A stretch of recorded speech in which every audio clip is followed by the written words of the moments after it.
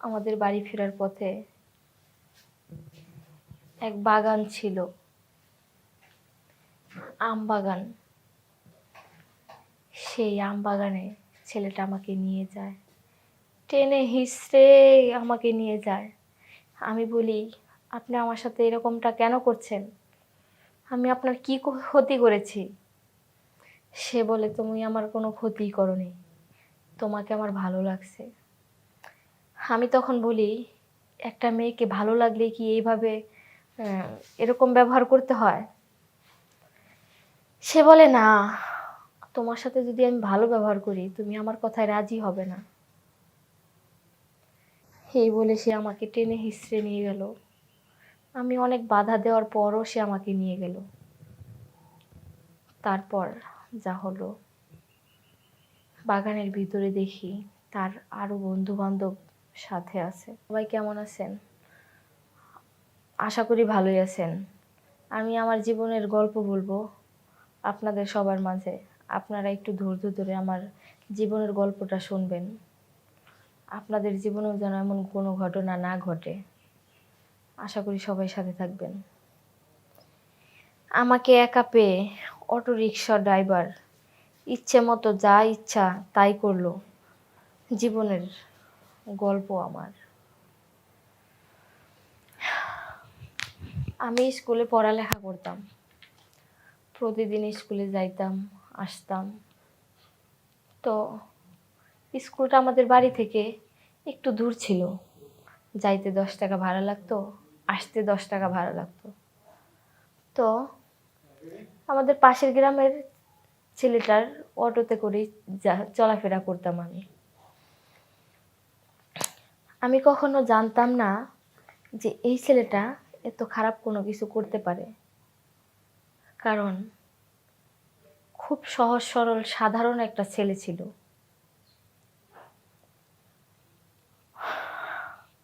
ওকে অনেক বিশ্বাস করতাম।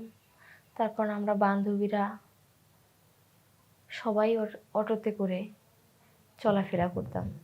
সবার সাথে সুন্দর করে কথা বলতো কিন্তু খুব কম কথা বলতো। তো একদিন হঠাৎ আমি আমার এক বান্ধবীর বাসায় যাই। বান্ধবীর বাসায় গিয়ে আমার বাড়িতে ফিরতে অনেক রাত হয়ে যায়। তারপর সেই অটো, যে হয়তো আমার পরিচিত অটো, রাস্তায় যখন তাকে আমি দেখি অবাক হয়ে যাই। অবাক হয়ে মনে একটু শান্তি পাই, কারণ আমি বাড়িতে তাড়াতাড়ি পৌঁছাইতে পারবো। কারণ আমার মা বাবা বাড়িতে অনেক টেনশনে আছে। কিন্তু টেনশন তো কমলো না, আমার বাবা মায়ের টেনশন আরো বেড়ে গেল।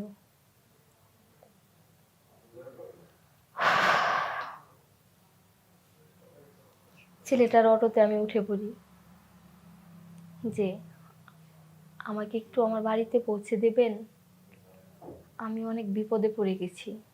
কারণ আমার বান্ধবীর বাসাতে গেছি, গিয়ে আসতে সন্ধ্যা হয়ে গেছে। আপনি একটু আমার বাড়িতে পৌঁছে দিবেন? বলে, হ্যাঁ, কোনো সমস্যা নেই, গাড়িতে উঠেন, আপনার বাড়িতে আমি আপনাকে পৌঁছে দিচ্ছি। এই বলে আমাকে গাড়িতে তুলে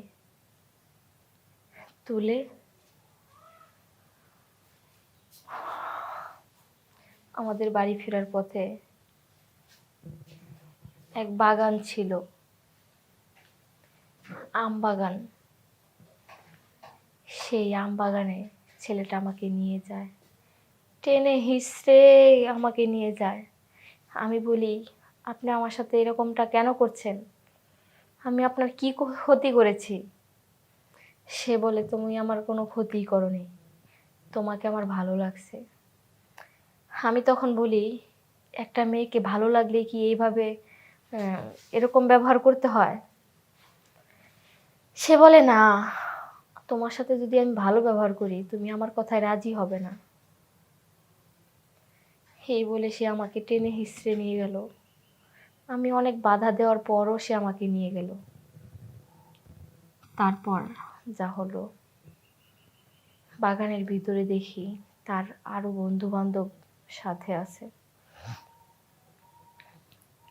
তারপর তাদের মনের ইচ্ছা যা ছিল সবই আমার সাথে পূরণ করে জোর জবরদস্তি অবস্থায়। একসময় শিয়াল শকুনের মতো আমার সাথে এরকম আচরণ করে আমাকে ফেলে চলে যায়। আমি যে এত রাতে উঠে বাড়িতে আসব এরকম শক্তি ছিল না আমার। আমার বাবা মা সারা রাত উঠানে বসে কান্নাকাটি করতেছে, আমার জন্য টেনশন করতেছে, কিন্তু আমি তো আর আমার নেই। কিভাবে আমি বাড়িতে যাব? বাড়িতে যাওয়ার মতো অবস্থায় আমি নেই। তারপর সকাল হলো, সকাল হতে মানুষ বাগানে কাজ করতে আসলো। তখন ছিল আমের দিন। আসার পরে আমাকে এই অবস্থায় দেখে আমার কিছু ছবি তুললো। ছবি তুলে আমার বাবা মাকে খবর দিল। তারপর আমার বাবা মা আমাকে বাড়িতে নিয়ে যায়। নিয়ে যাওয়ার পর 2 দিন আমার সাথে ভালো। তারপর থেকে আমার বাবা মা আমার সাথে আর ভালো ব্যবহার করে না, কারণ আমার জন্য আমার বাবা মাকে গ্রামের লোকজনের কথা শুনতে হচ্ছে। এই আপত্তিকর অবস্থায় আমার ছবিগুলো তাদেরকে দেখাচ্ছে, তাদেরকে নিয়ে টিটকারি করছে। এই কারণে তারা আর আমাকে দেখতে পারছে না, আমাকে সহ্য করতে পারছে না। আমার কি করার? আমার কি দোষ ছিল এখানে? আমি তো কোনো অপরাধ করিনি এখানে, আমি তো কোনো দোষ করিনি, তাহলে আমার সাথে কেন এমনটা হলো? আমার বাবা মাকে অনেক বোঝানোর চেষ্টা করলাম, কিন্তু তারা বুঝলোই না, কিছুতেই বুঝলো না। আমাকে বাড়িতে থেকে বের করে দিল। আমি কান্নায় ভেঙে পড়লাম, বাড়ি থেকে বের হয়ে গেলাম।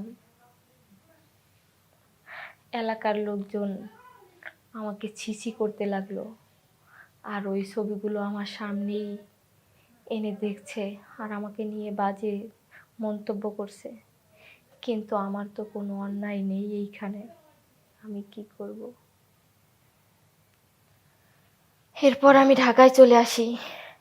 আসার পর ছোটোখাটো একটা চাকরি করতেছি, বিয়ে করলাম। এখন আলহামদুলিল্লাহ সুখেই আছি, আমার সংসারটা ভালোই চলছে, আমার আর কোনো সমস্যা নেই। আর আমি আমার বাড়িতেও যাই না, কারোর সাথে যোগাযোগ করি না। ভালো আছি, ভালো থাকতে চাই। আপনাদের উদ্দেশ্যে বলছি, আমার মতো এইভাবে কাউকে বিশ্বাস করবেন না, কারো ফাঁদে পা দিবেন না। আর রাস্তাঘাটে রাত হয়ে গেলেও কোনো ছেলে যদি সহানুভূতির হাত দেখে বাড়িয়ে দেয়, কারো হাত বিশ্বাস করে তার সাথে যাবেন না, তাহলে আমার মতো পরিস্থিতি হবে আপনাদের। সবাইকে ধন্যবাদ জানিয়ে বিদায় নিচ্ছি।